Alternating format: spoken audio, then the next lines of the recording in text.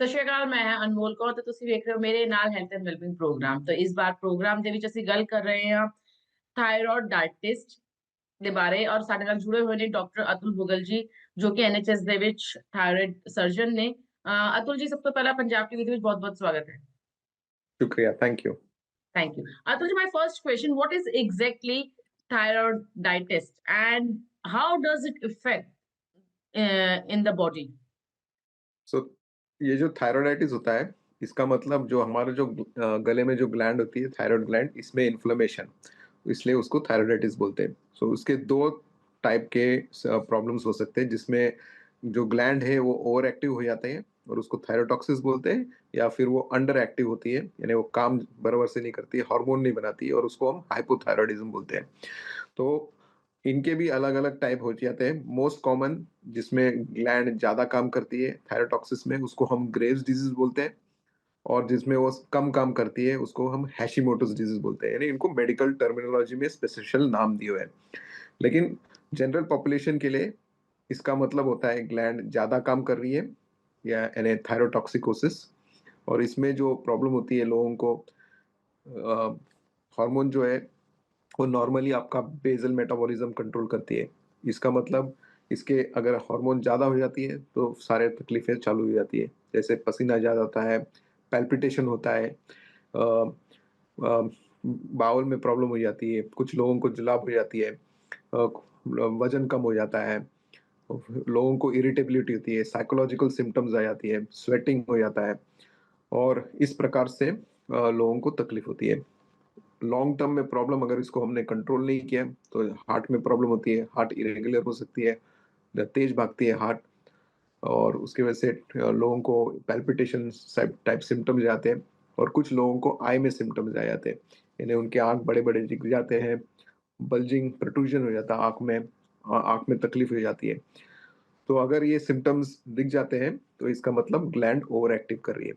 अगर आपका gland under active है, यानी हाइपोथायराइड, उसके ऑपोजिट सिम्टम्स होते हैं, जिसमें लोगों को फिर कॉन्स्टिपेशन हो जाती है, उनको साइकोलॉजिकल सिम्टम्स आते हैं, उनको वीकनेस होती है, टायर्डनेस होती है, अपना अपना काम नहीं कर सकते ये लोग, क्योंकि ये लोग बहुत वीक फील करते हैं। तो ये है नॉर्मल सिम्टम्स।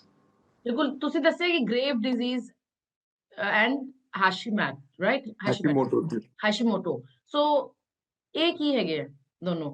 नहीं, ये एक नहीं है। ग्रेव्स यानी ओके, आपका ग्लैंड ज़्यादा काम कर रही है, और हैशिमोटोस यानी जिसमें ग्लैंड कम काम करती है।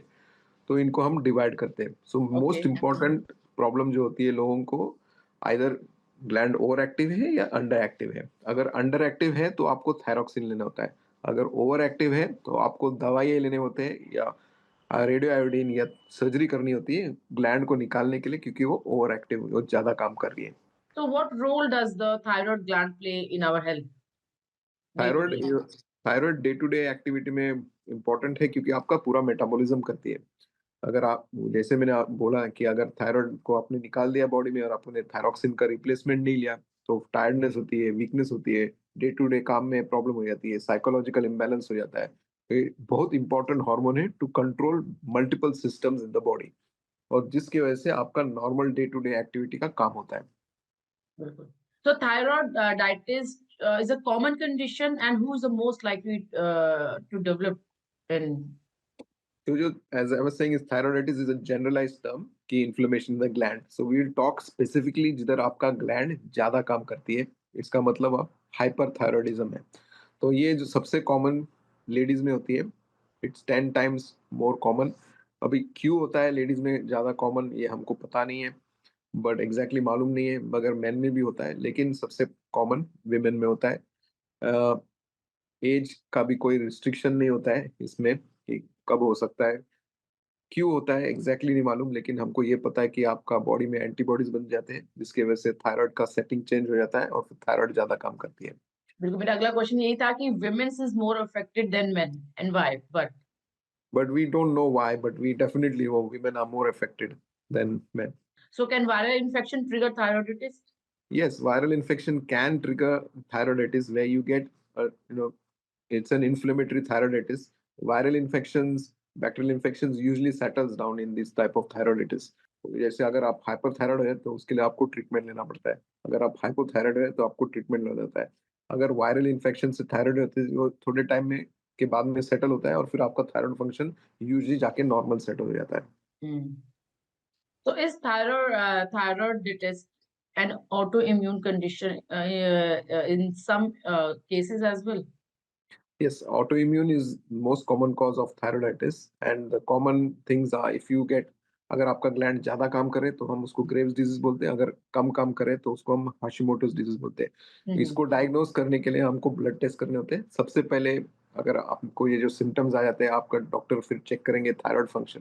थायरॉइड फंक्शन में वो टीएसएच चेक करेंगे, जो एक हार्मोन होती है, थायरॉइड स्टिमुलेटिंग हार्मोन, जो ब्रेन से रिलीज़ हो जाती है, और उसका लेवल कम हो जाता है अगर आपका थायरॉइड ज़्यादा काम कर रहा है, या और उसका लेवल बढ़ जाता है अगर आपका थायरॉइड कम कर रहा है, क्योंकि वो स्टिमुलेटिंग हार्मोन है। Hmm. और जो आपका जो थायरॉइड जो ग्लैंड है, जो हार्मोन बनाती है, थ्री T3 और T4, इनका लेवल्स अगर आपका ग्लैंड ओवर एक्टिव है तो बढ़ जाता है, और अगर अंडर एक्टिव है तो कम हो जाता है।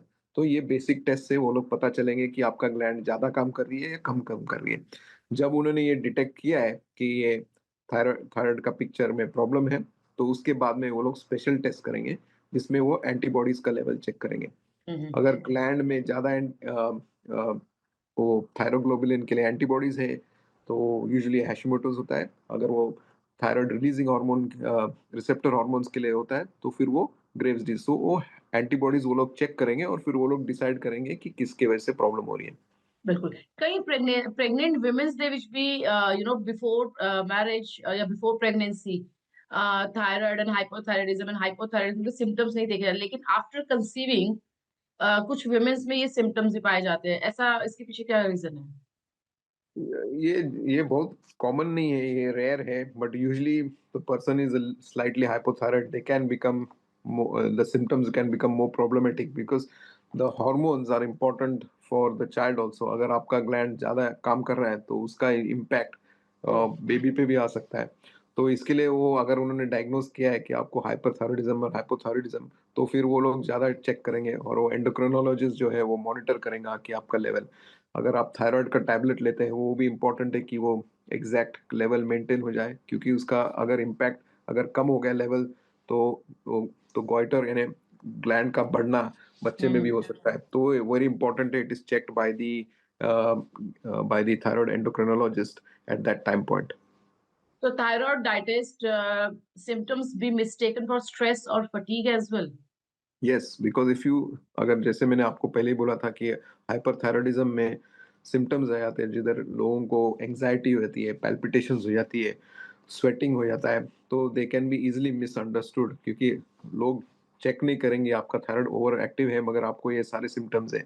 अगर आपका ग्लैंड अंडर एक्टिव है, काम नहीं कर रही है, तो आपको बड़ा वीकनेस फीलिंग हो जाता है। तो जैसे गाड़ी में आपने पेट्रोल नहीं डाला, तो गाड़ी नहीं चलेंगी, तो ये इम्पोर्टेंट हार्मोन है गाड़ी को चलाने के लिए।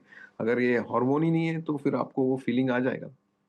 बिल्कुल अतुल, ये बहुत ही ਵਧੀਆ ਗੱਲ ਤੁਸੀਂ ਦੱਸ ਰਹੇ ਹੋ ਸਾਡੇ ਵਿਊਅਰਸ ਨੂੰ। ਸੋ ਮੇਰਾ ਅਗਲਾ ਕੁਐਸਚਨ ਹੈ, why do some people experience symptoms of both overactive and underactive thyroid? Usually usually एक ही टाइप का होता है, बट समटाइम्स लोगों को initially they present with a little bit of hyperthyroidism, and then it burns out and then they become hypothyroid. So mostly most people will present with either one or the two. It is very rare to get a mixture of the two. So अगला question ये है कि what treatment are available for thyroiditis? So for thyroiditis, जैसे हमने पहले discuss किया था कि अगर आपका ग्लैंड कम काम करे, यानी आपको हाइपोथायराइडिज्म हो जाएंगे, तो उसका रिप्लेसमेंट थायरॉक्सिन होता है, यानी जो हार्मोन आपका ग्लैंड बनाती है। तो वो आपके ब्लड टेस्ट से हम चेक करेंगे, वो चालू करेंगे और एडजस्ट करेंगे ब्लड टेस्ट के हिसाब से, और जैसे वो सेटल हो जाएगा वो कंटिन्यू हो जाएगा। तो यूजुअली ये जो हार्मोन होती है वो लाइफ लॉन्ग हो जाती है। If we are talking hyper, about hypothyroidism, because that's right. hyper and hyper both are different, right? Yes, both are different. So Yeah. hypo is where the gland does not make the hormone, and then you need thyroxine replacement, यानी जो gland hormone बनाती है thyroxine, उसका आपको गोली लेना होता है। और वो ब्लड टेस्ट से वो आपका डॉक्टर चेक करके और फिर आपको बोलेंगे कि वो स्टडी है या नहीं, और उसके हिसाब से एडजस्ट करेंगे। Right. जैसे वो ठीक हो गया तो usually 6 monthly and then follow up at 1 yearly, they will check the blood test and then they will adjust accordingly. Hmm. दूसरा Hmm. प्रॉब्लम है जिधर आपका ग्लैंड ज्यादा काम करती है। तो ग्लैंड जो काम करती है, ज़्यादा तो हार्मोन बनाती है, तो उसका हार्मोन आपके गले पे नहीं होता है इफ़ेक्ट, वो आपके सारे बॉडी पे होता है। तो सबसे पहले सिम्पटम्स कंट्रोल करने होते हैं, यानी जो तकलीफ आपको होती है, जैसे लोगों को पैल्पिटेशन होती है, तो वो कंट्रोल करना होता है। तो उसको डिवाइड कर सकते हैं मैनेजमेंट में कि वो अर्ली यानी symptomatic control and then proper long term control. So symptomatic control के लिए सबसे पहले वो डॉक्टर आपको असेस करेंगे और आपके लिए स्पेशल गोली चालू करेंगे जो थायराइड हार्मोन कम कर जाती है। तो और साथ में अगर आपको पैल्पिटेशन है तो गोली चालू करेंगे हार्ट रेट को थोड़ा कम करने के लिए। अगर आपको जुलाब हो रहा है तो गोली देंगे जुलाब को थोड़ा कम करने के लिए और ये गोली स्टार्ट करेंगे as a control of the thyroxine. तो ये भी दो टाइप के प्रकार होते हैं, कार्बिमेजोल या प्रोपिलथायोरेसिल। तो ये जैसे उन्होंने चालू कर दिया है, फिर वो आपके ब्लड काउंट चेक करेंगे, लिवर फंक्शन चेक करेंगे, देखने के लिए इसका कोई इम्पैक्ट नहीं होता है। अगर आपको सर्दी या कोल्ड हो गया तो फिर आपको आपके डॉक्टर को बोलना होता है, क्योंकि इनका इम्पैक्ट कभी-कभी बोन मैरो पे होता है और वो ओह! व्हाइट सेल काउंट को दबा सकती है। तो वो ज़रूर वो चेक करेंगे। तो जैसे ये इमीडिएट कंट्रोल में आपका थायरॉक्सिन कंट्रोल में आ जाता है, तो फिर वो लोग आपको इसके ऊपर ये गोलियों पे वो चालू रखेंगे 12 महीने या 18 महीने। उसके बाद में वो लोग विथड्रॉ करेंगे और देखेंगे कि ये रिमिशन में जाता है कि नहीं, यानी ये कंट्रोल में रहता है कि नहीं बिना गोली का। 50-60% of people go into remission, यानी उनको और कुछ लेने की ज़रूरत नहीं है। हुँ। इनके भी सिम्पटम होते हैं, ये लिवर को भी इम्पैक्ट कर सकती है, बोन मैरो को भी इम्पैक्ट कर सकती है। तो फिर वो लॉन्ग टर्म मैनेजमेंट के बारे में बात करते हैं। लॉन्ग टर्म मैनेजमेंट के लिए डिपेंडिंग ऑन आपका थायरॉइड कितना बड़ा है, आपका उम्र कितना है, वो लोग आपको रेडियो आयोडीन का ऑप्शन दे सकते हैं। आपको हॉस्पिटल में जाना होता है, वो रेडिएशन देती है और वो आयोडीन होती है। Iodine is the only element which is taken up by the thyroid gland in your body. बाकी का कोई कोई सिस्टम, कोई ऑर्गन नहीं लेते। तो फिर वो पूरा आयोडीन वो जो रेडियो एक्टिव है वो थायरॉइड ग्लैंड ले लेती है और वो थायरॉइड ग्लैंड को डिस्ट्रॉय कर देती है और फिर आपका ग्लैंड अंडर कंट्रोल में आती है। अगर वो आपका अंडर कंट्रोल में आ गई और अंडर एक्टिव हो जाती तो आपको थायरॉक्सिन लेने को दे देंगे वो लोग। अगर और फिर मॉनिटर करेंगे ब्लड टेस्ट के हिसाब से to see how it settles with that. 4-5 दिन आपको हॉस्पिटल में रहना होता है, क्योंकि आपका यूरिन यानी पेशाब भी रेडियो एक्टिव हो जाती है, तो वो सब कंट्रोल यानी बाकी के लोगों को इफेक्ट नहीं होने चाहिए, इसलिए वो लोग आपको हॉस्पिटल में रख देते हैं। बाकी और कोई साइड इफेक्ट नहीं है गोली के लिए। उसके बाद में अगर ये आपके लिए ऑप्शन नहीं है, अगर आपका उम्र कम है, लड़की है, आपको बच्चे पैदा करने के लिए तो रिस्क होती है रेडियो आयोडीन के लिए, तो फिर ये ऑप्शन आपके लिए नहीं है, तो फिर वो लोग सर्जरी के बारे में बात करेंगे। सर्जरी का ऑप्शन ये है पूरा थायरॉक्सिन, पूरा थायरॉइड ग्लैंड निकालना होता है और वो आपका कंट्रोल कर देंगी ओवर एक्टिव ग्लैंड। नाउ उसके भी साइड इफेक्ट्स होते हैं सर्जरी के। आपको हॉस्पिटल में आना पड़ता है 2-3 दिन के लिए। ऑपरेशन के बाद में आपको थायरॉक्सिन की गोली लेनी होती है, क्योंकि थायरॉइड तो हमने निकाल दिया, तो बिल्कुल। थायरॉक्सिन का गोली कंटिन्यूअस फॉर लाइफ लेना होता है और फिर ब्लड टेस्ट करने होते हैं। बाकी के रिस्क है छोटे scar tissue, damage to the nerve जिसकी वजह से आपका वॉइस को इफेक्ट हो सकती है या damage to surrounding structures. But this operation gives you the best long term outcome, क्योंकि रिकरेंस बहुत कम है, 0.05% का रिस्क है रिकरेंस का, यानी very rare.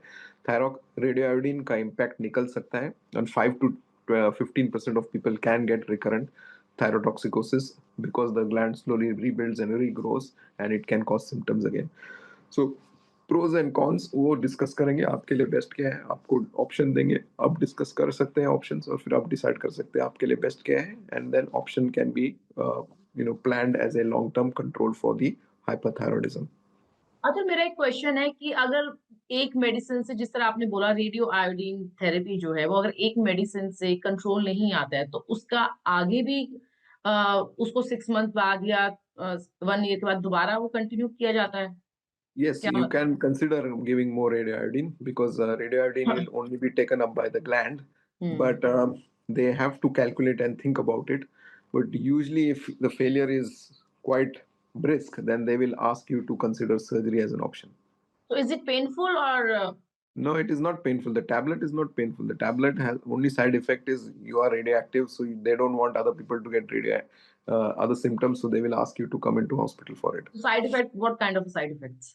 Side effects, the only side effect is if it will make you hypothyroid. It means it will make you underactive and then you'll need to take thyroxine. Oh! Okay, so no other, because it's killing the thyroid gland, so the gland doesn't make the hormone. But you can't Hmm. calculate it to that level where it will leave little bit of thyroid left, and then you don't need tablets. Okay. So thyroid is usually temporary, or it can be become a long-term condition as well. So depending on the cause, it can be temporary. If it's viral infection or bacterial infection, it will settle down. If it is idiopathic, such as leading to Graves' disease or Hashimoto's disease, they will be lifelong, and that's why they will need lifelong follow-up and they will need lifelong therapy for it. Atul ਜੀ, break ਤੋਂ ਪਹਿਲਾਂ ਅਸੀਂ ਗੱਲ ਕੀਤੀ treatment management ਕਿਸ ਤਰੀਕੇ ਦੇ ਹੁੰਦੇ ਆ। ਸੋ ਜਿਹੜਾ ਹੁਣ ਅਸੀਂ ਗੱਲ ਕਰ ਰਹੇ ਇੰਪੈਕਟ ਔਨ ਡੇਲੀ ਲਾਈਫ ਕਿਵੇਂ ਕਰਦਾ ਹੈਗਾ। So how can thyroiditis affect daily life, work or relationship as well?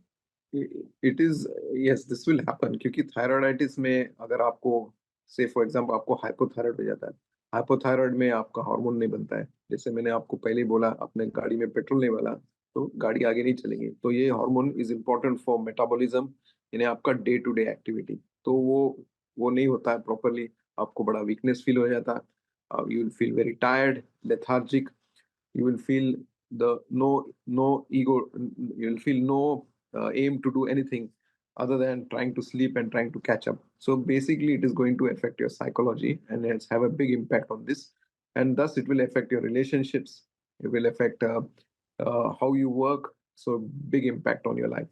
Secondly, if अगर आपका थायराइड ज्यादा काम कर रहे हैं, आपको हाइपरथायराइडिज्म होगा, तो आपको बड़ा एंग्जाइटी होगा, आपको बड़ा इरिटेशन होगा, आपको बड़ा जल्दी जल्दी गुस्सा आएगा। तो these things will again impact your psychology, will impact who your relations are with, it will impact your day to day activity, so it will have a negative impact. So I think it is important when these are picked up, इनका diagnosis हो जाता है तो इनका appropriate treatment हो जाए। तो yes, it will have a direct impact because both either your gland being underactive, यानी आपका ग्लैंड बराबर से काम नहीं कर रहा है, हार्मोन नहीं बना रहा है, या आपका ग्लैंड ज्यादा हार्मोन बना रहा है, ओवर एक्टिव ग्लैंड है, दोनों का इम्पैक्ट साइकोलॉजी पे हो जाती है और उसका डायरेक्ट इम्पैक्ट फैमिली पे हो जाएगी। ਬੜਾ ਇੰਪੋਰਟੈਂਟ ਕੁਐਸਚਨ, ਕਿਉਂਕਿ ਬ੍ਰੇਕ ਤੋਂ ਪਹਿਲਾਂ ਅਸੀਂ ਗੱਲ ਕੀਤੀ ਸੀ ਕਿ ਵਿਮਨਸ ਦੇ ਵਿੱਚ ਇਹ ਬਿਮਾਰੀ ਜੋ ਹੈ ਜ਼ਿਆਦਾ ਰਿਸਕੀ ਹੈ ਰਦਰ ਦੈਨ ਮੈਨ। ਸੋ ਪ੍ਰੈਗਨੈਂਸੀ ਦੇ ਵਿੱਚ ਵੀ ਅਗਰ ਕਿਸੇ ਵਿਮਨ ਨੂੰ ਥਾਇਰੋਇਡਾਈਟਿਸ ਹੈਗਾ ਹੈ ਜਾਂ ਹਾਈਪੋਥਾਇਰੋਇਡਿਜ਼ਮ ਹੈ ਜਾਂ ਹਾਈਪਰਥਾਇਰੋਇਡਿਜ਼ਮ, ਤਾਂ ਪ੍ਰੈਗਨੈਂਸੀ ਦੇ ਵਿੱਚ ਵੀ ਪ੍ਰੋਬਲਮ ਆਉਂਦੀ ਹੈ ਕਨਸੀਵ ਕਰਨ Yes, ਦੇ ਵਿੱਚ। yes, they have an impact on this. So they will have an impact for conceiving, and also they have an impact on the unborn child. So it is very important कि अगर इनका diagnosis हो जाए तो आप अपने आपके obstetrician को आप बोल दीजिए, या आपके एंडोक्रिनोलॉजिस्ट को बोल दीजिए, so they can check the bloods regularly, या आपके जीपी के साथ बोल दीजिए, so they can check the bloods regularly, and जैसे वो bloods का लेवल आ जाता है तो वो एडजस्ट कर सकते हैं मेडिसिन। तो इसका ये बहुत इंपॉर्टेंट है इसके लिए। So are there lifestyle changes that can help manage the condition? So lifestyle changes तो ज़्यादा नहीं है, बट बेसिकली इन रीजन्स जिधर आयोडीन नहीं होता है तो लोग पीपल कैन गेट थायराइडाइटिस और they can get an enlarge thyroid. The government basically iodizes the salt, तो आपने तो सुना होगा iodize salt. So basically steps are taken from this, so there is nothing specific we can do to change that. So is thyroiditis as the same as thyroidism? It's a So myth. thyroiditis is inflammation in the thyroid gland. So hyperthyroidism is where it is overactive, and hypothyroidism is where it is underactive. So ਕਈ ਵਾਰ ਏਦਾਂ ਵੀ ਹੁੰਦਾ ਹੈ ਕਿ ਕਿਸੇ ਨੂੰ hypothyroidism ਹੈਗਾ, right, but after medication ਉਹ hypothyroidism you نو change ਹੋਣ ਤੋਂ ਬਾਅਦ ਹਾਈਪੋਥਾਇਰਾਇਡਿਜ਼ਮ ਹੋ ਜਾਂਦਾ ਹੈ। Is it any possibility? I think. No, that is only if you take too much of the tablet. Oh. तो सर अब आप हाइपोथायराइड है, आपको थायरॉक्सिन पे उन्होंने चालू कर दिया है, आपने आपके ब्लड टेस्ट रेगुलरली लिए नहीं है, तो it you can that will cause it. But the other way around, if you're hyperthyroid, the treatments you will be given, i.e. radioiodine or surgery, will make you hypothyroid, and then you need to take thyroxine for the rest of your life. Oh. So can stress cause thyroiditis? No, I don't think stress can cause thyroid. It is the other way around. It is the symptoms you get from an overactive or an underactive gland, which will be probably a core link to it. Right. So अगर गल की diet दी, ਸੋ diet ਦੇ ਵਿੱਚ ਅਗਰ ਕੋਈ changes ਹੋ, ਅਗਰ ਕਿਸੇ ਨੂੰ ਪਤਾ ਲੱਗੇ ਕਿ ਮੈਨੂੰ ਥਾਇਰੋਇਡਾਈਟਿਸ ਹੈਗਾ ਹੈ, ਸੋ ਮੈਂ ਡਾਈਟ ਦੇ ਵਿੱਚ ਕੁਝ ਚੇਂਜ ਹੋਣ ਤੋਂ ਬਾਅਦ ਇਸ ਬਿਮਾਰੀ ਤੋਂ ਬਚਿਆ ਜਾ ਸਕਦਾ ਹੈ? Yes, so some people can get hyperthyroidism from eating too much of food from the brassica family, यानी वो cabbage वगैरह वगैरह ज़्यादा खा लेते हैं, तो अगर hyperthyroidism is proven to be that, then they can cut back on that. Otherwise, there is nothing else that will make an impact on it. ਸੋ ਆਖਰੀ ਦੇ ਵਿੱਚ ਵਾਟ ਇਜ਼ ਯੋਰ ਮੈਸੇਜ ਜਿਨ੍ਹਾਂ ਨੂੰ ਇਹ ਪ੍ਰੋਬਲਮ ਹੈਗੀ ਹੈ? Now, I think if you have been diagnosed with the symptoms and you have been commenced on treatment, you should take your medicines regularly, and आप आपकी गोलियां रेगुलर ले लो और डिसीजन बनाओ कि इसका डेफिनेटिव मैनेजमेंट कैसे किया जाए। और ये इम्पोर्टेंट है, और ये फैमिली का सपोर्ट ले लो, क्योंकि ये जो डिजीज है ये साइकोलॉजिकल इम्पैक्ट कॉज करती है, and then it sometimes can become difficult to make a decision as to what is the right step. Thank you so much Atul ji, ਬਹੁਤ ਹੀ ਵਧੀਆ ਇਨਫੋਰਮੇਸ਼ਨ ਤੁਸੀਂ ਦਿੱਤੀ ਹੈਗੀ ਇਸ ਬਿਮਾਰੀ ਦੇ ਬਾਰੇ, ਕਿਉਂਕਿ ਆਈ ਥਿੰਕ ਇਹ ਬਿਮਾਰੀ ਕਾਮਨ ਬਿਮਾਰੀ ਵੀ ਵੇਖੀ ਜਾਂਦੀ ਹੈ ਵਿਮਨਸ ਦੇ ਵਿੱਚ, right? Yes, it's more common in women, so yes, you have to be careful about it. Thank you so much Atul ਜੀ, ਅਗਲੇ ਹਫਤੇ ਅਸੀਂ ਫੇਰ ਮਿਲਦੇ ਹਾਂ ਇੱਕ ਨਵੇਂ ਟੌਪਿਕ ਦੇ ਨਾਲ। ਤਬ ਤੱਕ ਤੁਸੀਂ ਵੇਖਦੇ ਰਹੋ Punjab TV. Thank you. Shukriya and thank you.